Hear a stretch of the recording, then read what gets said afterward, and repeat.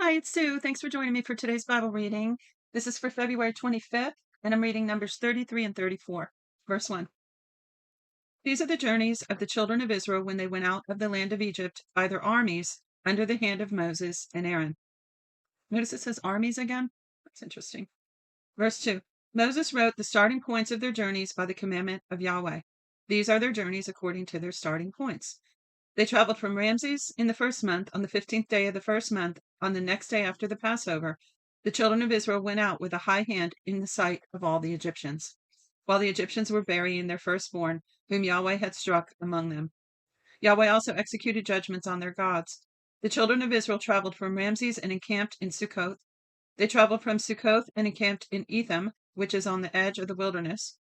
They traveled from Etham and turned back to Pi-hahiroth, which is before Baal-zephon, and they encamped before Migdol. They traveled from before Hahiroth and crossed through the middle of the sea into the wilderness. They went 3 days' journey in the wilderness of Etham and encamped at Marah. They traveled from Marah and came to Elim. In Elim there were 12 springs of water and 70 palm trees, and they encamped there. They traveled from Elim and encamped by the Red Sea. They traveled from the Red Sea and encamped in the wilderness of Sin. They traveled from the wilderness of Sin and encamped in Dopka. They traveled from Dopka, or it might be Dopka, and encamped in Alush.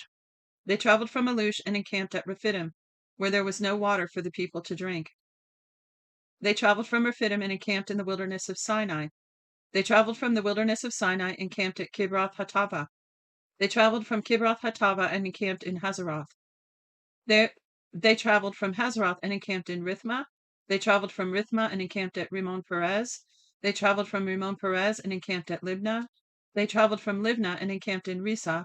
They traveled from Risa and encamped in Kehelatha. Kehelatha. They traveled from Kehelatha and encamped in Mount Shepher. They traveled from Mount Shepher and encamped in Harada. They traveled from Harada and encamped at Machalath. They traveled from Machalath and encamped in Tahath. They traveled from Tahath and encamped at Terah. They traveled from Terah and encamped at Mithkah. They traveled from Mithkah and encamped at Hashmona. They traveled from Hashmona and encamped in Moseroth. They traveled from Moseroth and encamped in Bene Jakin. They traveled from Bene Jakin and encamped in Hor Hagigad. They traveled from Hor Hagigad and encamped in Jotbatha. They traveled from Jotbatha and encamped in Abrona. They traveled from Abrona and encamped in Ezion Geber. They traveled from Ezion Geber and encamped at Kadesh in the wilderness of Zin. They traveled from Kadesh and encamped in Mount Hor in the edge of the land of Edom. Aaron the priest went up into Mount Hor at the commandment of Yahweh and died there in the 40th year after the children of Israel had come out of the land of Egypt, in the 5th month on the first day of the month. Aaron was 123 years old when he died in Mount Hor. The Canaanite king of Arad, who lived in the south in the land of Canaan, heard of the coming of the children of Israel. They traveled from Mount Hor and encamped in Zalmona. They traveled from Zalmona and encamped in Punon. They traveled from Punon and encamped in Oboth. They traveled from Oboth and encamped in Lai Abarim in the border of Moab. They traveled from Laim and encamped in Dibon Gad.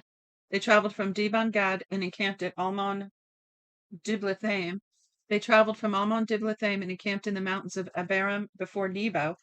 They traveled from the mountains of Abarim and encamped in the plains of Moab by the Jordan at Jericho.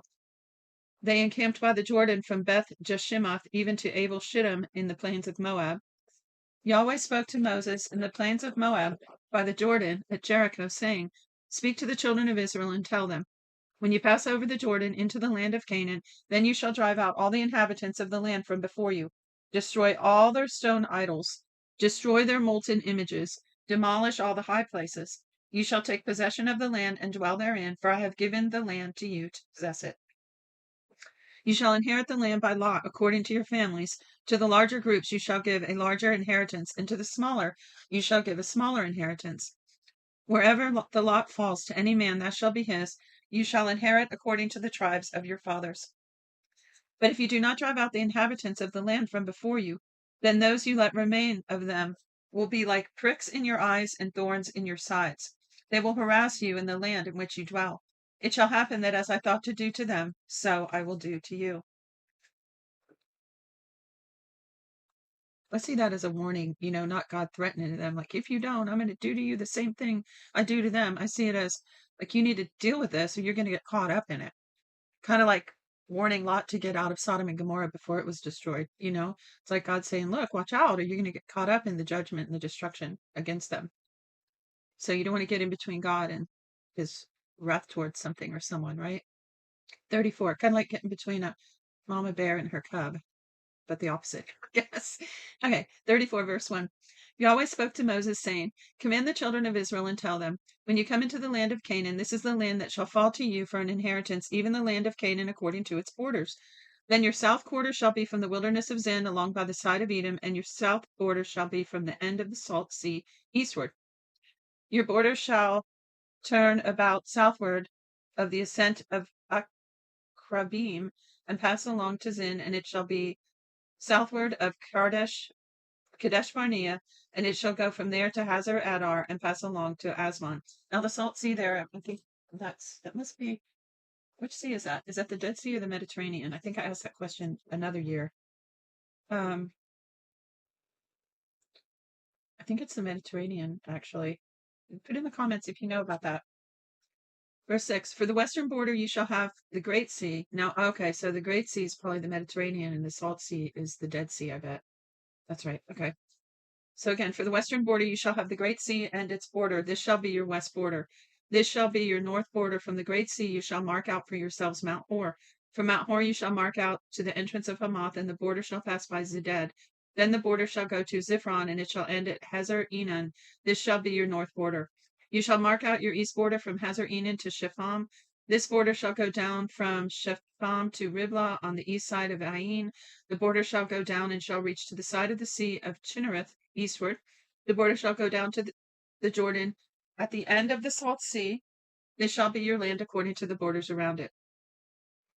Now, as far as I know, God never revoked these borders for Israel. Verse 13, Moses commanded the children of Israel, saying, this is the land which you shall inherit by lot, which Yahweh has commanded to give to the 9 tribes and to the half tribe. For the tribe of the children of Reuben, remember this, the tribe of the children of Reuben according to their fathers' houses, the tribe of the children of Gad according to their fathers' houses, and the half tribe of Manasseh have received their inheritance. The 2 tribes and the half tribe have received their inheritance beyond the Jordan at Jericho, eastward toward the sunrise. So remember, they said, we want our inheritance here. We don't want to cross over into the land of Canaan. We'll go help, our brothers conquer the inhabitants there, the giants that were there. But we want to live over here. We want to settle over on this side. So that's what it's talking about there. Verse 16, Yahweh spoke to Moses, saying, these are the names of the men who shall divide the land to you for inheritance. Eleazar the priest and Joshua son of Nun. You shall take 1 prince of every tribe to divide the land for inheritance. These are the names of the men. Of the tribe of Judah, Caleb son of Jephunneh. Of the tribe of the children of Simeon, Shemuel son of Ammihu, something like that. Of the tribe of Benjamin, Elidad the son of Chislon. Of the tribe of the children of Dan, a prince Buki the son of Jogli. Of the children of Joseph, the tribe of the children of Manasseh, a prince Haniel the son of Ephod. Of the tribe of the children of Ephraim, a prince Kemuel son of Shiftan. Of the tribe of the children of Zebulun, a prince Elizaphan the son of Parnach. Of the tribe of the children of Issachar, a prince Paltiel the son of Azan. Of the tribe of the children of Asher, a prince Ahihud the son of Shalomi. Of the tribe of the children of Naphtali, a prince Pedahel the son of Ammihud. These are they whom Yahweh commanded to divide the inheritance to the children of Israel in the land of Canaan. And that is it for today. Short reading. It doesn't hurt that I gabbed through half of it. So that's about all I could think of saying, except I think it's interesting that when he mentions the places where they went, he really doesn't touch on any of the stories. He mentioned Aaron dying and maybe a couple other little honorable mentions, but he doesn't talk about, crossing the Red Sea or some of the other major events, just the locations.